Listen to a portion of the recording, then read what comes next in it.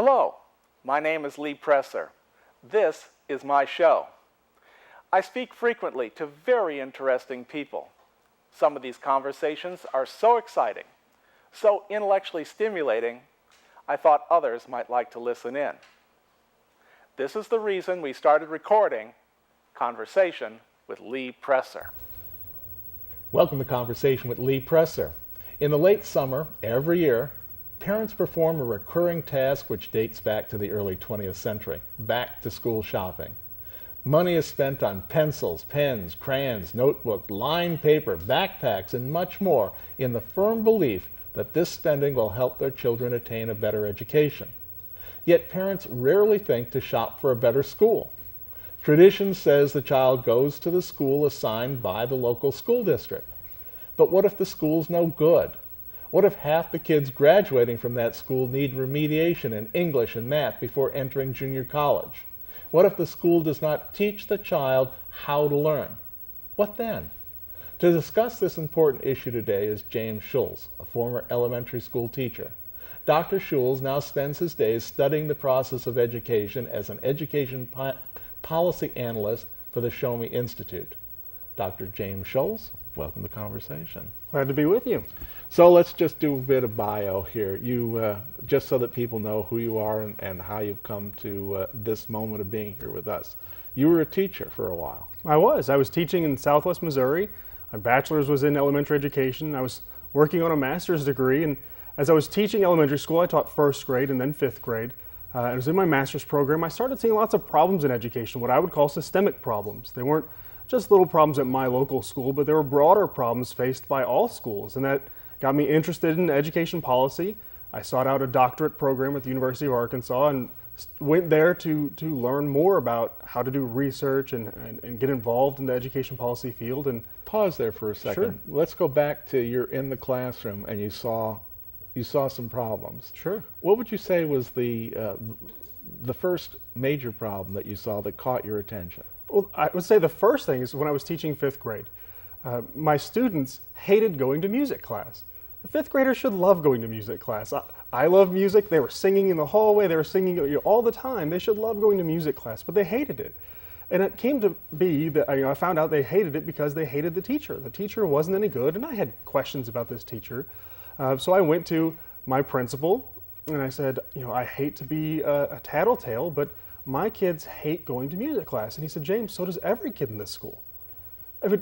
I said, so the principal already knew about this. Right. I said, what are you going to do about it? He said, well, there's nothing I can do. She's been here for a very long time, and we're working with her. We're trying to help her improve. And she was a great lady. She was very nice. She just didn't have a very good manner. She didn't do a very good job of connecting with kids.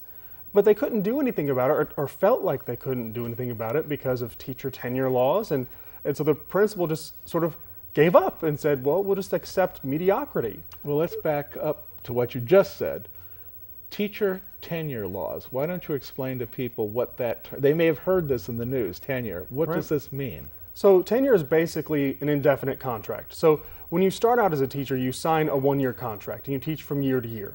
In Missouri, after you teach for 5 years, you get tenure. So your contract is basically a contract for the rest of your life. Unless the district mounts a big case against you, you're going to have a job every year until you quit, or they really put in process a lot of effort to get you out of the classroom. Why? Basically, it's a job protection. Why was this process of tenure put into position in the first place? Most people who work for a regular corporation or work at the grocery store, work at Schnucks or Deerberg's, they don't have a contract for life that they can be, right, the checkout guy or in the dairy case or for the rest of their lives. Why were teachers given this, this whatever you call it, this contract? Sure. Well, some people will point to higher education, colleges and universities, and say that K-12 tenure is like that. But I want to make sure that people understand they're very different. In higher education, professors got it to protect their academic integrity. We didn't want professors being singled out if they said something and being fired for their opinions. And K-12 was very different. Teachers are being protected for one reason, because the school board is elected. And you might have a board that gets elected with someone wants the fire a teacher. So they make it their effort just to fire a teacher. So we want to protect the teachers from the elected board. Or we want to protect them from a principal who wants to fire them sort of willy-nilly. And so it's really a job protection to make sure that teachers are safe and they're insulated from administrators or from school board members who might want to terminate them without cause. So you're talking about from the political process. Right. Okay. So what teachers' unions, what supporters of tenure will say is it gives them due process. It allows them to have some sort of recourse before they're fired. We could still fire them, but they have to have a certain process to follow before they could be fired. Let's come back to the case of your music teacher lady. If you're not capable of reaching the children, which is the whole purpose of having teachers in school, is to reach into the minds of children and to train them and educate them. And if a person is incapable because of temperament, why would you want to keep someone like that around by contract? Right, I don't know. I don't know why you want to keep them around. I mean, that's part of the problem with teacher tenures. Well, what's the explanation of the people that, I guess in this case, this would be a teachers union of which you were a member of as well. So what would that reasoning have been from their perspective as to an ineffective teacher being kept on the job? Well, I think first off, they would say tenure is there to protect the good teachers. It's there to protect the teachers from being terminated when they shouldn't be. And then the bad teachers, they also deserve due process. They deserve to be protected or singled out. They would say, we don't want bad teachers to be in the classroom, but we don't think firing them is the best way. We think you should work to remediate them, to help them improve. We shouldn't have a policy in place that just gets rid of people when they're not doing a good enough job. And so they really focus on the professional development side of it. But their point of view is that we want to protect the good teachers. We want to give all teachers some sort of due process. If you're working in a factory making hard drives and you're a fumbles finger, and no amount of remediation is going to get you to the point where you're going to expertly be able to wire that hard drive correctly so that when it goes into your computer or my computer that it doesn't die in about the first 30 days, those people are gone, right? So I'm not quite understanding when you're dealing with a precious commodity like children, why you wouldn't have people who can't be remediated who have proven themselves not to be capable of being remediated, why then the union would continue to keep them in a position where they're not capable of actually doing the job. I'm with you on this. I agree completely. And I think that the unions do a disservice to themselves when they protect teachers that are grossly inadequate. When they protect teachers that can't do the job, they hurt themselves and they hurt the profession of teaching. I think the people who despise bad teachers the most are probably other teachers. The more effective teachers hate seeing teachers that aren't doing a very good job. And so when I was in the classroom, it really frustrated me to see this teacher. It also frustrated me, we talked about the systemic problems in education. Tenure was one of them, but pay as well. Every teacher is set on a schedule and you just follow the schedule. It doesn't matter how good you are, how effective you are. Every teacher is going to march along on the schedule, and so you could be a great teacher. Let's be specific so people understand. When you say you're on a schedule, that means that in your first year you get paid XYZ. Right. So and then the next year it's XYZ plus. Right. Every year. And then you go up every 10 years, year you 15 get a raise. years, 20 years. Right. Do you reach a max under this schedule? Some schedules will reach a max, and it depends on the district. Some will reach it at 20 years or 30 years. But basically, every year you get a raise, and then the district might also add in a cost of a living adjustment to the entire schedule. But basically, you and I start out. Now, I'm an elementary education major from Missouri Southern, and you graduated with a physics degree from Harvard. We start out at $30,000, both of us. I mean, it's clear that your skills could get you better jobs at other places, paying much more money. And my skills, sorry, as an elementary education major, there aren't a whole lot of other options for me. Yet we're going to start out at the same pay. But let's even say we're both elementary teachers. And you're great and I'm awful. We're still making the same amount. And year after year after year, we're going to make the same amount. And I saw that as a big problem in education, that we don't reward people for the desirability of their skills. We don't reward them for the talents of their labor. We just sort of treat them all as cogs in this machine and pay them all the same, no matter where they come from, no matter what skills they have. And so, all of these were problems that motivated me and led me to go into the education policy program at the University of Arkansas. And that culminated in me leaving the program and coming to the Show Me Institute, because the Show Me Institute is interested in these things. We look at things from a free market principle and say, how could the market work and how could it work in education? And that's what attracted me to the Show Me Institute. Let's talk about some serious cases here. St. Louis City. I've had several superintendents sitting in that very chair, St. Louis City, and what I hear out of their mouth is that half the students never get to graduate, and of the half that do, many of them are functionally illiterate. Okay, now, why? From your perspective, from your studies, how is it possible that with all these talents and the, whatever it is, $14,000 a year per student that's being paid, so that they can have all these excellent teachers and administrators and buildings, why is it that we have come to that place where we're not getting a quality educated student coming out of there? Well, let me say the answer that everyone will say. It's poverty. Poverty is the problem. And I completely agree with that we have in St. Louis, in Normandy, and Riverview Gardens, these really struggling school districts, we have high concentrations of poverty, lots of poor people. And it's hard to educate poor people. And I don't want to dismiss that. Everyone recognizes that poverty is a tremendous problem in education. But I don't think it's a problem that we can't solve, and it's not a problem that we should use as an excuse. So what I would say, the reason that we have these extremely low graduation rates, the reason we have students graduating and not being able to read, is partly the system. The system that we have, the school district system, the public school system, has helped contribute to the problems that we have. How so? Well, there are multiple ways. So when we set up these districts, we basically set up little silos. And what we have is people move to different silos. So people in St. Louis moved to Ladue and Clayton. The wealthier families moved to the better areas. What happens? They raise property values. Poor people are pushed out. And through the school districts and through other things, we have helped to gather to create these high concentrations of poverty. I mean, people talk about the problem being poverty, but they don't realize that the school districts themselves have contributed to having those high concentrations of poverty. So that's one thing. The districts themselves have contributed to these concentrations. The second thing is they don't give people any choice. So as you mentioned in the intro, people just automatically assume they're going to send their kid to whatever school they're told. They don't exercise any sort of interest, unless it's to move to a different district, in what school their kid's going to go to. They very rarely make active decisions. When you go out to shop for a car, you test drive a bunch of cars. You look up consumer reports online, you get the Carfax, and you make an educated decision on which car you're going to purchase. And I would say that where your kid goes to school is way more important than your car. Most people are just going to send them to the neighborhood school down the street without making any decision. You just mentioned consumer reports. Is there a consumer reports for schools?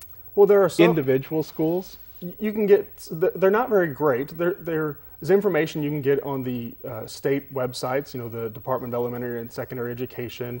And then there are greatschools.com. Greatschools.com is a website people can go on and see how the schools are doing, and it has parent ratings and those types of things. And I'd love to see that grow and become an even better resource for people, but it's not where I would say a Carfax is or Consumer Reports are right now. But I think we're moving that direction. As people start making more choices, as the options for families start to grow, those things come online. And that's one of the things opponents of school choice will say. They'll say, poor people don't know how to make choices. They can't make these decisions. And first of all, I think it's very patronizing to say that poor people can't make a decision on where their kid's going to go to school. But then think about every other field. Think about the apps on your phone about restaurants, to finding where the good restaurants are. I mean, once we have a choice system, these things can come around. When you talk about a choice system, you're talking about not the local public school to which they're assigned. Right. I'm talking about allowing families to choose. It could be the traditional public school, but maybe allow them to choose a charter school or even a private school. Open up the options to them and let them choose where their kids are going to go. There seems to be opposition both among the teacher unions and among the press, many in the press anyways, to the idea of charter schools. So first, describe what is the meaning of charter school, and secondly, from your perspective, why is there opposition and why shouldn't there be opposition? Sure. So a charter school is a public school. It's funded by public dollars in the same way that the local public school is funded. Your local property taxes and the state dollars follow the charter school. They don't get facilities funding, so they're funded at a little bit less than the public schools are, but basically they get public dollars, and they're a public school because they can't keep you out because you don't meet their standards. They have to accept all students. But what charter schools get is they get independence. So they're not bound by the collective bargaining agreement from the school district. They're not bound by a lot of the requirements that the school district has. Now, they still have Is the problem the contract with the teachers union? Is that why education is not as well done in these schools as it might be? I think it's only part of the problem. I mean, some teachers union contracts can become quite onerous. They make it even more difficult to get rid of teachers, more than the teacher tenure laws. And they can become quite cumbersome and make it very difficult for school leaders to make any decisions. And that's really what the charter schools do. They allow the schools more autonomy to make decisions. They're still accountable. They have to take state tests. They still have to meet the state standards. But they have more autonomy to make decisions on pay. What I talked about, merit pay earlier, or not even merit pay, but just paying based on performance or something along those lines. They're allowed to vary pay based on positions. They're allowed to have teachers who are at-will contracts. So if a teacher's not working out, they can get rid of them. And so they have more flexibility. Mm-hmm. One of the things we see in charter schools is they really offer a lot of choices for families. So we have one charter school that's a construction-centered charter school. We have another that's an arts-centered charter school. We have math-centered charter schools. You have really a lot of variety with these schools. And what's the drawbacks that people are pointing at? So the public school advocates, I would say, what they're opposed to about charter schools is they say this is the privatization of public education. Public education means that the schools need to accept all students and serve all kids. But you just said that charter schools do take all kids. Right, they are supposed to take all kids. Legally, they have to take all kids, and there's no evidence that they're not taking all kids. But what the public school advocates will say is, well, they select kids, or they're creaming the best of the kids to come to their schools, and they don't take everyone, and it's not fair. And so they toss out these accusations without a whole lot of substance to them. Is this a race to the bottom from their point of view? I mean, I thought we were trying to race to the top to get kids the best possible education that they could have, as opposed to what you were indicating here is, well, we need to put good kids in with the lousy ones so that they're held back. I think what the real opposition is... I mean, that's what it sounds like what you're saying. I think the real opposition to charter schools and to private school choice is that it shakes the box. It shakes up the status quo. I mean, in the status quo, we have a very established protected system. The unions have a lot of control, and so they have a lot of members. You have the school administrators who have a very nice position. They don't have to worry about students leaving. They have basically a guaranteed number of students every year. And so the current system is comfortable.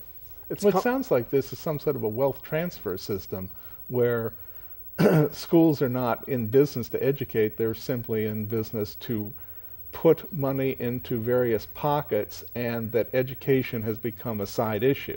Well, I think that's a very good criticism. I mean, that's one of the problems in education is that so often the needs of the adults or the desires of the adults, I think, are put before the needs of the kids. I mean, I think the studies consistently show that students benefit through school choice. When kids are able to choose the school that's going to best meet their needs, they tend to do better. And we know that kids are very different, and that's one of the other beauties of charter schools and of choice, is it allows you to choose the type of school that's going to meet your needs. Mm-hmm. Whether that's, like I said, the arts school or the math and science school or whatever it is. But a lot of times in education, we put the needs of the adults first. We're worried about the teacher salaries or the teacher contracts or the janitors, the pension or whatever it is. And so in many ways, the public education becomes a jobs program. Mm-hmm. And so, yeah, that's one of the main problems of school choice is it shakes the system, it upends the status quo, and it makes it a little bit uncomfortable for the traditional education folks. So because schools have not done an effective job of educating students, suddenly we wind up with a program called Race to the Top, and then there's something else called Common Core. And I know you've written about this, so why don't you explain both of these issues? And we got about 10 minutes here. Okay. So Race to the Top was a federal initiative. It was part of the stimulus program. It was billions of dollars in competitive grants. So states could apply for the grant and try to get lots of money at a time when states were really cash strapped. And so Missouri, like basically every other state, put together a Race to the Top application so that we could try to win some of this federal grant money. And in that process, you were encouraged to adopt national standards, essentially, or common standards to all the states, which turned out to be the Common Core. So Missouri signed up for the Common Core Standards Initiative before the standards were written. The state Council of Chief State School Officers, that's the superintendents, and the Governors Association got together to create Common Core. So anyway, in the Race to the Top application, we agreed to do Common Core standards. Missouri does, Illinois agrees. Missouri doesn't get any Race to the Top funds. We didn't win the grant, but we still are putting in place a lot of the things that we promised to do in our grant proposal, namely being Common Core state standards. And I want to be clear, the Common Core state standards are a set of learning standards. It says, what students need to know in math and language arts. So in first grade, you need to know about addition, and in fourth grade, you need to know multiplication, or whatever it is. It says what kids need to know and be able to do at the various grade levels. But by adopting those standards, we've basically put in place a system of national standards. What's wrong with that? Well, there's no problem if, let's say that they are the absolute best standards in the world and there's no way we can get any better. You've got a series of standards that everyone's doing and they're so great. The problem is that standards are somewhat subjective. And there's no reason for me to believe that, you have to learn fractions in third grade, and if you learn it in fourth grade, you're going to be worse off. If you learn it in second grade, you're going to be worse off. The thing is, we don't know for sure that these are the best set of standards. When the kid is ready to learn a particular function. Right. I mean, so there's no reason. And so Common Core actually tells the teacher, we don't care when the kid's ready, this is what the standard says? Well, I mean, it basically says that kids need to learn these things at every year. And teachers within their class are still going to try to help kids at different points along the way. But the standards say, at third grade, you need to know this. I see. And that series of learning progression may not be the best. It may not be the most rigorous, and it may not align to a school-specific mission. We have some schools that are Montessori schools that really let kids develop and guide their own learning. Well, maybe this isn't the best set of standards for them. We have other standards that are, or other schools that are focused in different ways, and maybe these aren't the best set of standards for them. And so my point of view against the standards is that we don't need standards to be centrally imposed. Schools had standards before we imposed them on them. So Missouri didn't put in place the first set of curriculum standards until 1996. Let's pause for 1 second. Much of what we're talking about here has more to do with the failing schools, doesn't it, than schools like Parkway, Rockwood, Valley Park, Lindbergh, Edwardsville, Alton, Belleville, some of the better schools in the district. It has much more to do with East St. Louis, Normandy, and the other schools that we hear about in the news, doesn't it? Well, it certainly impacts them more. I mean, if you talk to school leaders at most of these more affluent school districts that you mentioned, they would say, oh, we were already doing these things ahead of time. That's what I was going to say, that those children were learning, weren't they?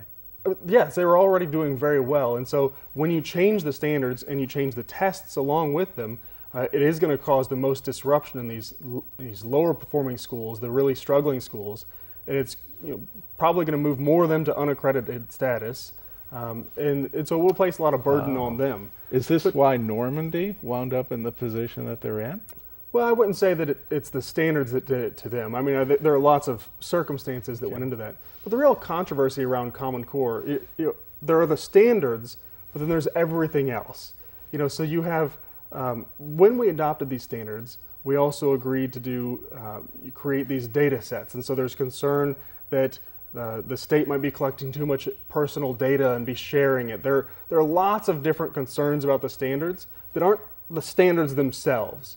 And so this has created widespread concern among conservatives, and even lots of liberals have been concerned about the alignment of the standards and big business, the Gates Foundation and textbook companies and those types of things. So there are lots of issues wrapped up in this issue of Common Core. So I always try to make it clear, when I'm talking about Common Core, are we talking about the standards, or are we talking about everything else? And I think that in all of these issues, there's a lot of discussion that we need to have. But the problem is, proponents like to phrase it in a way that if you oppose the standards, that you don't like rigorous standards. You don't want kids to learn.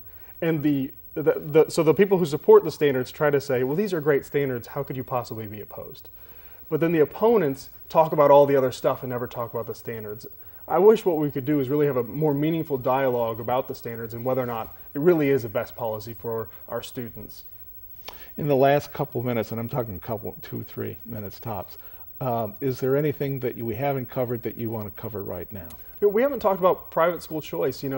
People often oppose private school choice because they think, oh, we don't want to privatize education. And I always try to encourage people to think about public education and ask them, what is public education?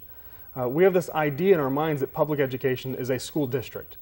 But public education isn't a district, it's the idea. It's an idea that we want all kids to get a great education. Mm-hmm. And if we think about public education as that idea, that every kid deserves an opportunity to a quality education, then I think school choice makes sense.